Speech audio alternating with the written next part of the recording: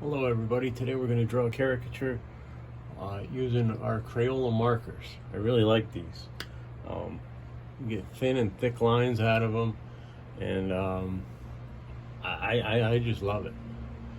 Alright, the book we're going to use is an older book. It's called How to Draw Caricatures by Lenn Redman. I highly recommend it. It's a really great book. This is the first book I ever found on caricatures. Alright. This subject here definitely has a longer face, I would say. Alright, let's start with the eyes. That's kind of what I usually do. He's got some heavy eyebrows there. Only problem with some of these books is, the photos are kind of small. So I keep going to try to like pinch it to zoom in, and I'm like, Mark, dummy, it's a book. Oh man. Okay, follow along, guys, and always try to get good likeness. Tom Richmond has a good book, and Keelan Parham has a good book as well. And Tom talks about the T shape. So here, the eyes and the nose form a letter T, like Tom Richmond said. So this is a very narrow and long nose. Forms a letter T.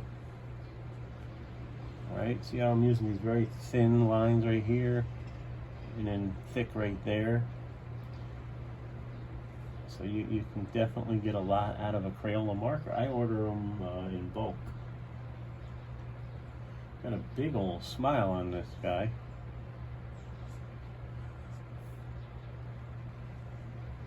Upper lip.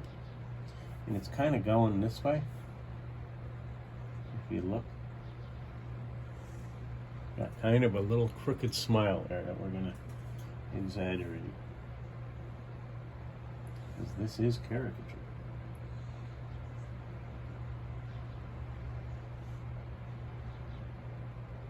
And a little bit of the bottom teeth showing. And now you do your fill-in. This is where the Crayola markers are great. You just lay it on its side. Look at how much ground you can cover. Just be careful though, because they can cover a lot of ground quick. I like these markers the best because they don't bleed on me. Like if I were to pause for a second on my paper with any other marker, it would bleed right through almost. Whereas these markers have a fine balance without bleeding too much. That's why I love Crayola markers. So here we go. Okay, big smile line there, another big one here, and a couple lines there, and he's got, let's bring that chin way down. All right, you almost got like a straight kind of face, so just keep it going like that. Bring it down, keep it narrow. This is a long face, definitely a long neck, which let me adjust the camera a tiny bit there. And he's definitely got the Adam's apple protruding. And the shirt line, there we go. Alright, we've got a little bit of ear showing. So, get that. Get that as well. I'm just going to do something here. There we go. I have a foam pad here, and it really helps me get thinner and thicker lines. Okay, the inside hairline doesn't have much forehead showing at all, so we'll exaggerate that, bring it down, and we're going to frame in the face with this haircut. There you go. And now you know what's coming next. Gee, what could we exaggerate this guy here? There we go. Kind of comes down and then out.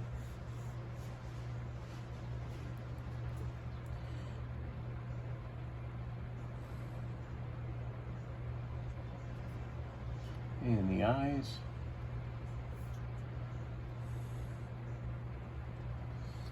He's got a few marks on him there.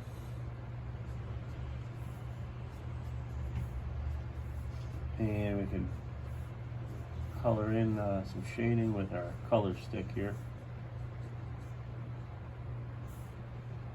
It's hard to see on this photo what the hair is doing, so that's the problem I'm having with these older books. This book is from the 70s, I believe. 70s or 80s.